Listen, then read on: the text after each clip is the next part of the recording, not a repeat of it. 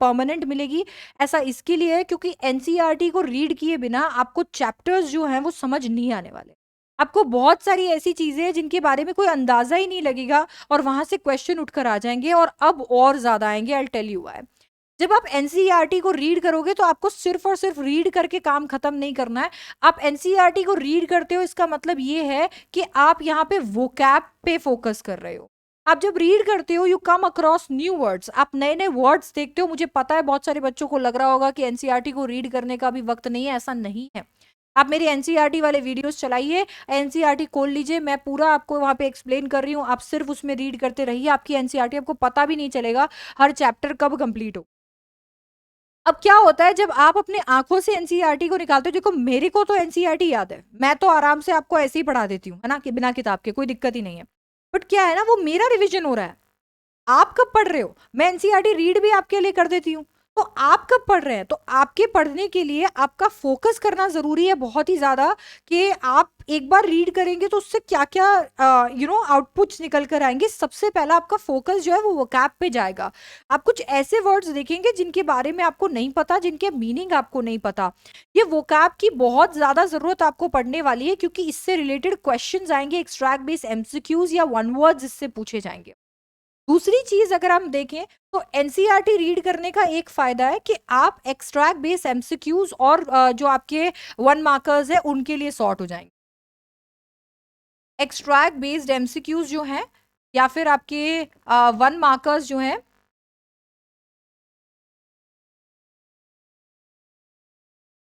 MCQs और आपके one marks वाले जो हैं, वन मार्कर्स के लिए आप एकदम तैयार हो जाएंगे। I tell you why.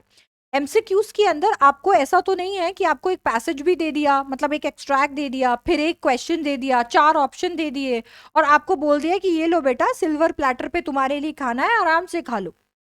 अरे यार, अगर आपको यहाँ पर एक्सट्रैक्ट बेस्ड एमसीक्यूज दिए हैं यानी कि उसमें इंटरप्रिटेशन पूछ सकते हैं, एनालिसिस पूछ सकते हैं, अंडरस्टैंडिंग पूछ सकते हैं, कैरेक्टर के बारे में पूछ सकते हैं, ऑथर ने कैसे लिखा है पूछ सकते हैं, स्टेटमेंट का एक्सप्लेनेशन पूछ सकते हैं, वोकैब पूछ सकते हैं। आपके एक एक नंबर के अंदर इंस्टेंसेस पे क्वेश्चन आते हैं, स्टेटमेंट देके जस्टिफाई करने के लिए क्वेश्चन आते हैं। ये सारे के सारे ऐसे क्वेश्चन होते हैं जिनके बारे में आपको पता नहीं चलेगा। आपको ये तक पता नहीं चलेगा कि ये वर्ड लिखा हुआ कहाँ था, ये फ्रेज कहाँ लिखा था, ये स्टेटमेंट किसका था, अगर आपने एनसीईआरटी रीड नहीं। दिस इज समथिंग जो कि आपको, जिसके लिए एकदम प्रिपेयर होने की जरूरत है अभी, और बहुत ज्यादा जरूरत है। अभी हम और भी इसको डिस्कस करने वाले हैं आगे। तो एक तो आपकी इसमें ये मदद कर देती है। इसके साथ में क्या होता है कि आपको जब भी हम लोग थीम की बात करते हैं तो आप क्या करते हो, ले दे के बस कहीं पर भी गूगल कर लोगे, यूट्यूब पे देख लोगे, आपको थीम मिल जाएगा, बात खत्म। बट जब आप एनसीईआरटी रीड करते हो आप उस थीम को थ्रू आउट द स्टोरी जाते हुए देखते हो। जब आप उसको पूरी थीम को पूरी स्टोरी के अंदर जाते हुए देखते हो तो आप थीम को खुद से अच्छे से एक्सप्लेन कर पाते हो, जिसकी मदद से आप लॉन्ग आंसर टाइप क्वेश्चन जो अब आने लगे हैं उन्हें बहुत अच्छे से सॉल्व कर पाते।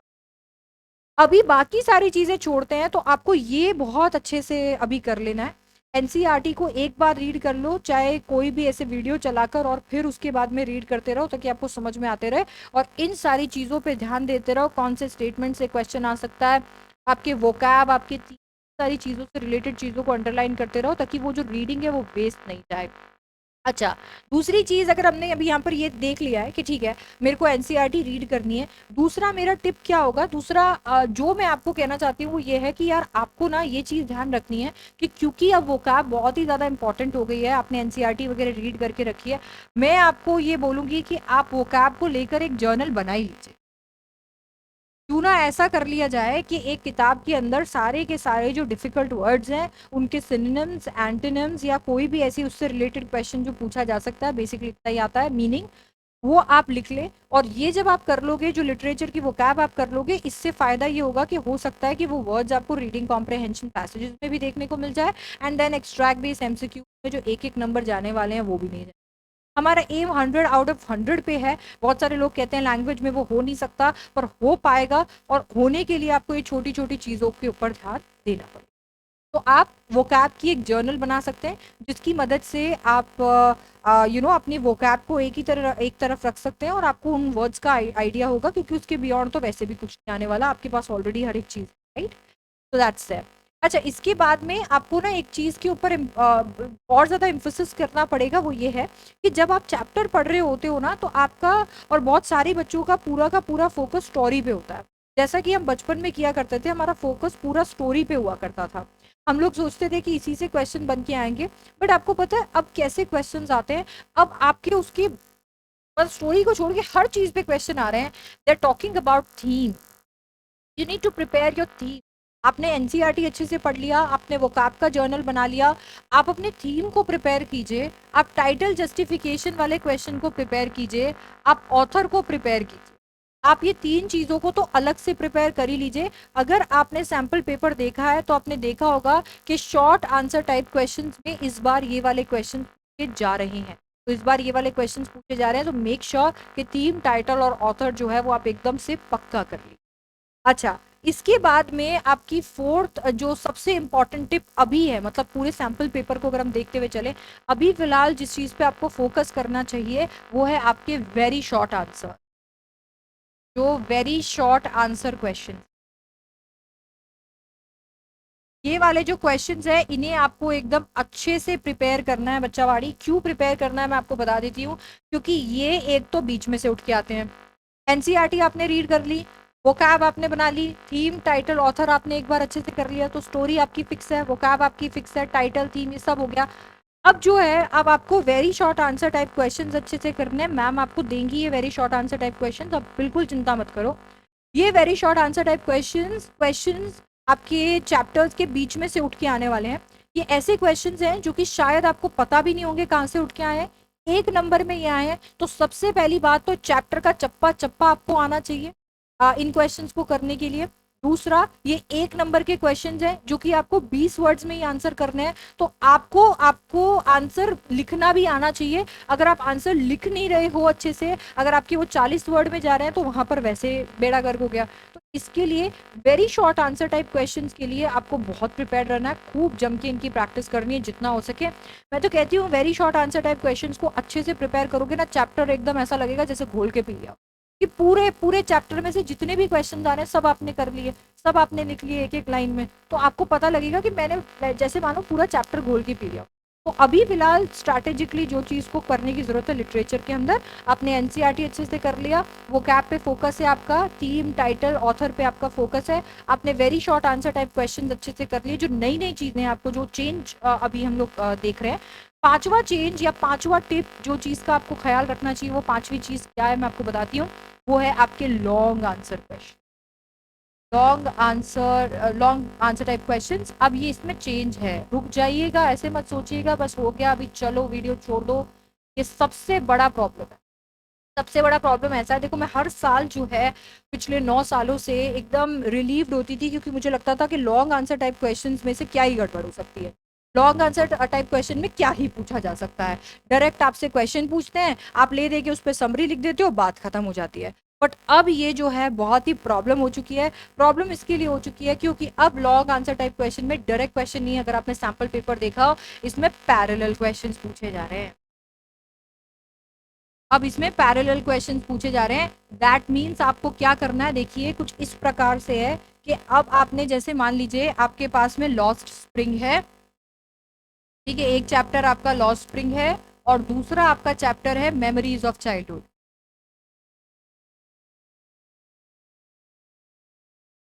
ठीक है, दो आपके ये चैप्टर है, तो ये दो चैप्टर्स है मान लेते हैं,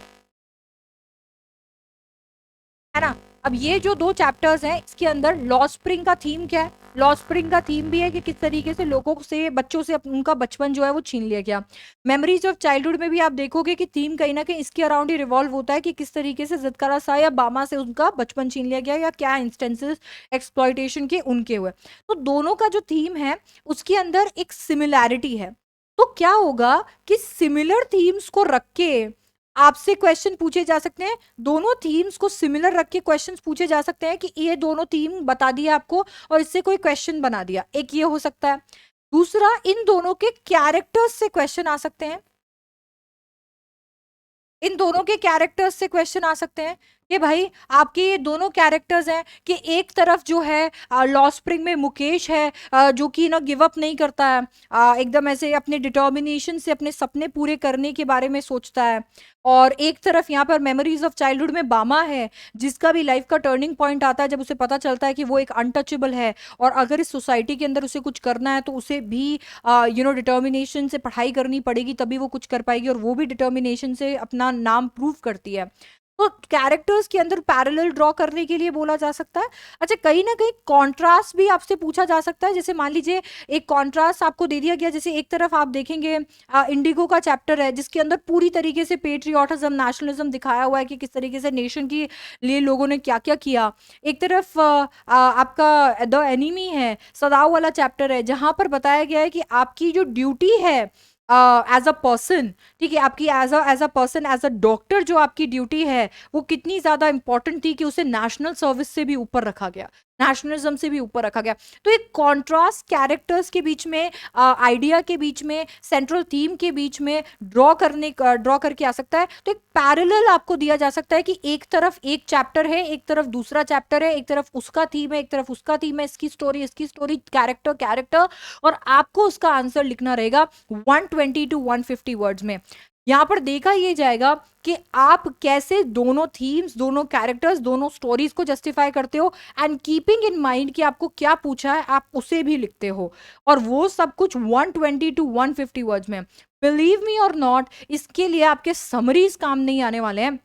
बहुत ज्यादा जरूरी है आपका चैप्टर को बहुत अच्छे से समझना, बहुत ज्यादा जरूरी है चैप्टर और कैरेक्टर्स को फील करना, ताकि से आप दोनों के बीच में कंपैरिजन या सिमिलैरिटी ड्रॉ कर सको, एंड बहुत ज्यादा जरूरी है इस तरीके के क्वेश्चंस को आंसर करना। I will give you a list of possible parallels जिन पे क्वेश्चन आ सकते हैं, एंड आप उनको अभी से प्रैक्टिस कर सकते हो, जिसकी मदद से आप ये वाले क्वेश्चंस अच्छे से कर पाओगे। तो अभी के लिए अभी सारी चीजों को देखते हुए ऐसी 5 टिप जो आपको लिटरेचर में बहुत अच्छा करवा सकती है, क्योंकि सारी चीजें चेंज हो गई है, वो यही है that you go the video in the nutshell, कि एनसीईआरटी आपको रीड करना चाहिए। Vocab journal, you have to prepare your own vocab journal, that also I help you with. Theme, title and author को keep handy. Very short answer type question, 1 markers पे पूरा focus डाल दो, chapter तो अच्छे से हो ही जाएगा, लगे हाथ इनमें आप अटकोगे नहीं। And long answer type questions actually ऐसे क्वेश्चंस हैं जिनमें पैरेलल क्वेश्चंस आ सकते हैं, जहां पर एक्चुअली नैया डूब सकती है, तो वो अभी आपको फोकस करना पड़ेगा। अगर ये सारी चीज़ें आप मेरे साथ प्रिपेयर करना चाहते हो, एक्सक्लूसिव कंटेंट जो है वो डाउनलोड कर लेना चाहते हो, और बिल्कुल मेहनत नहीं करना चाहते, तो आप मुझे ज्वाइन कर सकते हो अनअकैडमी प्लस या आइकॉनिक पे। मेरा कोड है SDLIVE, और वहाँ पे आप मुझे ज्वाइन कर सकते हो, और मेरे जैसे बाकी टीचर्स को भी ज्वाइन कर सकते हो। डिफरेंट सब्जेक्ट्स वहाँ पर पढ़ सकते हो, डाउट्स अपने रिजॉल्व करवा सकते हो, और भी बहुत कुछ वहाँ पर अवेलेबल है। आप अपने टेस्ट भी, आई मस्ट नॉट फॉरगेट।